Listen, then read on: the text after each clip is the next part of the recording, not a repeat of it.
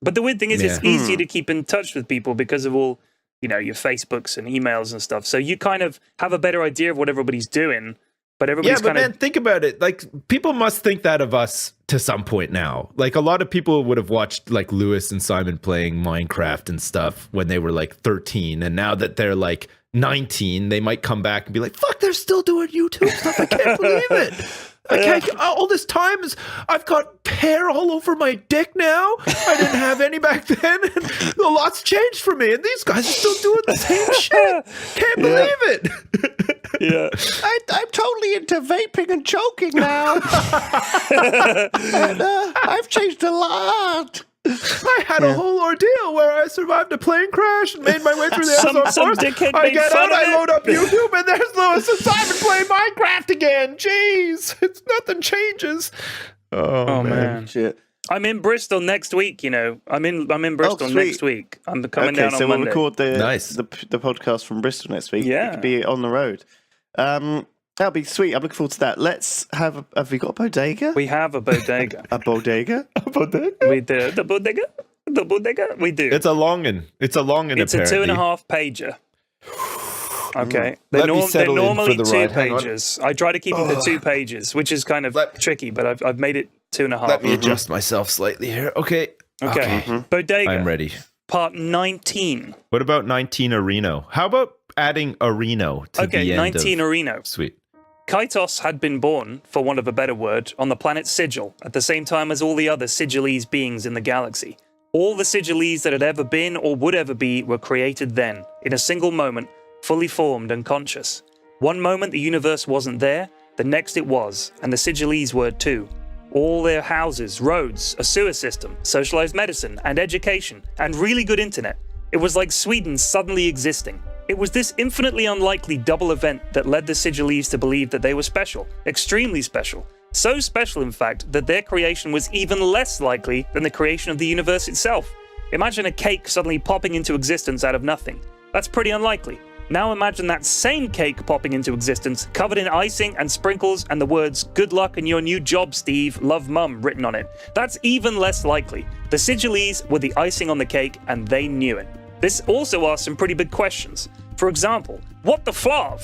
This was a common question among scientists when confronted with the Sigilese problem. If the universe kind of made sense, the Sigilese really didn't, and it caused a huge rift in the scientific community that lingered to this day. Some concluded that the Sigilese creation story was a myth, that they just happened to be one of the oldest civilizations around, but carbon dating of early Sigilese artifacts proved it.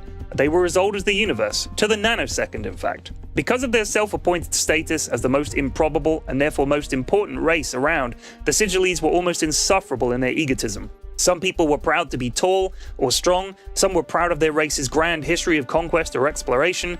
The Sigilese just figured that their creation alone was much more than anything anyone else could really come up with, so they paraded around wearing jewelry older than some people's solar systems. Some of them even had pairs of jeans older than people's galaxies. If you tried to reminisce near a Sigilese, you'd better be prepared to have your anecdote trumped into the next dimension. Naturally, many people believe the Sigilese to be proof of the existence of a divine creator. I mean, come on, they would say. If that's not proof, then what the flav would be? And they were kind of right. It was nuts. But the Sigilese did not believe in God. The idea that there was something out there even fancier than them was just ridiculous. And the idea that God would create a race of people who didn't believe in him at all sealed the deal for many scientists. This was just one of those weirdo things that happens in an infinite universe. End of story. Kaitos was approximately 13 billion years old. He'd done everything he ever needed to do, satisfied every desire, and achieved more than any non-Sigilese being could ever achieve.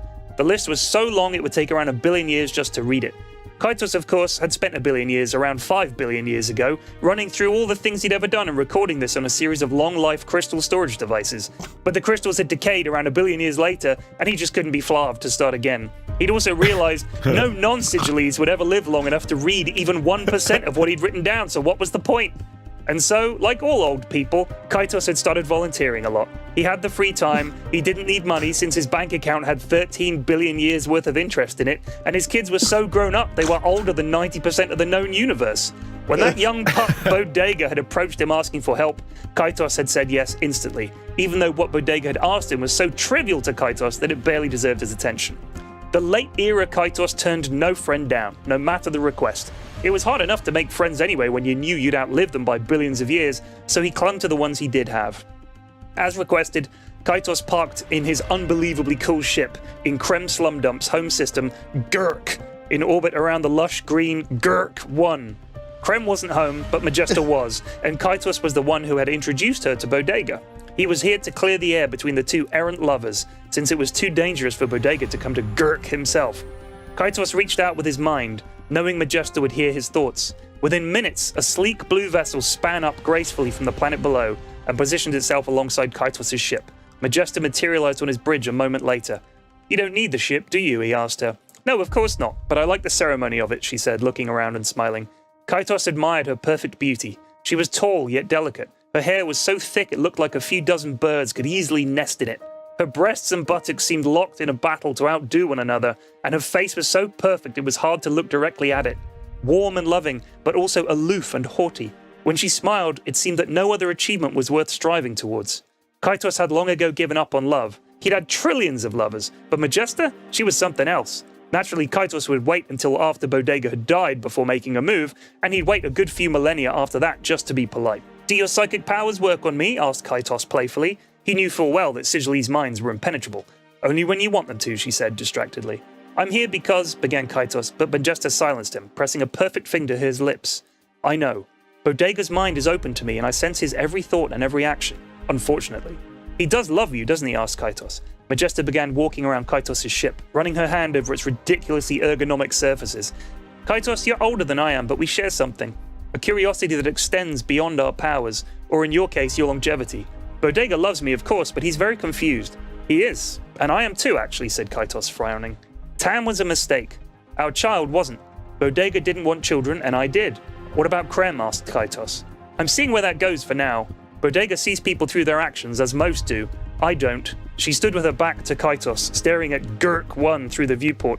"I know every facet of someone's personality the moment I meet them. Every lie they tell themselves, all the things they regret and the things they don't, but should. For a long time, I held off reading Bodega's mind because I wanted to experience love the way others do. But eventually I became curious.